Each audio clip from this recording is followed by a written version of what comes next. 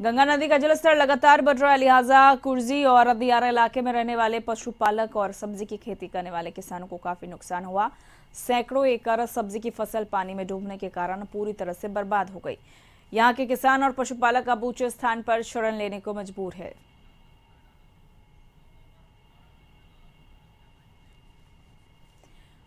और अधिक जानकारी के लिए सीधे बात करेंगे वरिष्ठ सहयोगी अरुण चौरसिया जी हमारे साथ न्यूज रूम से लाइव चैट पर जुड़ चुके हैं। अरुण जी, जिस तरह से नेपाल की अगर बात करें तो नेपाल की पानी ने कहीं ना कहीं जो बगहा और वाल्मीकि बराज का जो जल स्तर है निचले इलाकों में रहने वाले लोगों के लिए परेशानी का सबब बना हुआ है। ऐसे में किस तरह से पेट्रोलिंग की जा रही है और जो भी लोग निचले इलाके में रह रहे हैं उन्हें क्या हिदायत दी जा रही है? निश्चित रूप से आप कह सकते हैं कि प्रकृति की मार बिहार पर है। बिहार में कम बारिश होने की वजह से सुखाड़ की स्थिति बनी हुई है।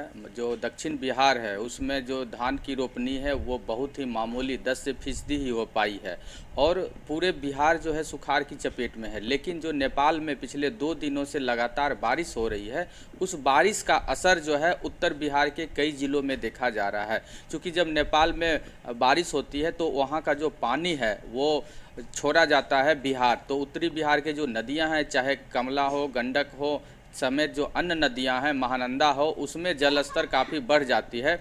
यही वजह है कि इसकी वजह से कई लोगों को परेशानी होती है। तो अभी उत्तर बिहार के कई, विशेष करके सुपौल में, बगहा इलाके में कई गांव में पानी घुस गया है चूँकि जलस्तर में काफ़ी बढ़ोतरी हुई है।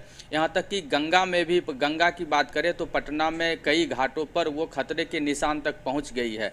तो इसका असर कहीं न कहीं आम लोगों को हो रहा है। जैसे गंगा के किनारे जो खेती होती है, सब्जी की खेती या दूसरी खेती, वो नष्ट हो गई है। जबकि बगहा की बात करें तो वहाँ जो VTR है उसमें भी पानी प्रवेश कर गया है, जिसकी वजह से जंगली जो जानवर हैं जो VTR में रहने वाले वो ग्रामीण क्षेत्रों में निकल रहे हैं और इसका खामियाजा आम लोगों को भुगतना पड़ रहा है।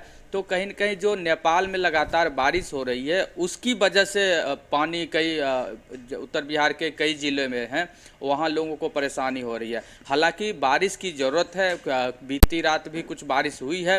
बिहार के लोग चाहते हैं कि बारिश हो, लेकिन कई शहरों में देखा जा रहा है, जैसे पटना के ही कई इलाके हैं जहां जल जमाव है। चूँकि जो नगर निगम की व्यवस्था है वो सही नहीं है, नालों की सफाई सही तरीके से नहीं हुई है, इस वजह से परेशानी हो रही है। लेकिन बारिश की ज़रूरत अभी भी है। लोग चाहते हैं कि अच्छी बारिश हो जिससे कि जो नदियों का जो दूसरे, चाहे दक्षिण बिहार की माने तो उस इलाके में जो जलस्तर है उसमें बढ़ोतरी हो और इसका फ़ायदा किसान के साथ ही आम लोगों को मिल सकता है। तो निश्चित रूप से जो नेपाल में 2 दिन से बारिश हो रही है उसकी वजह से परेशानी है, लेकिन बारिश की ज़रूरत अभी भी बिहार के लोगों को है।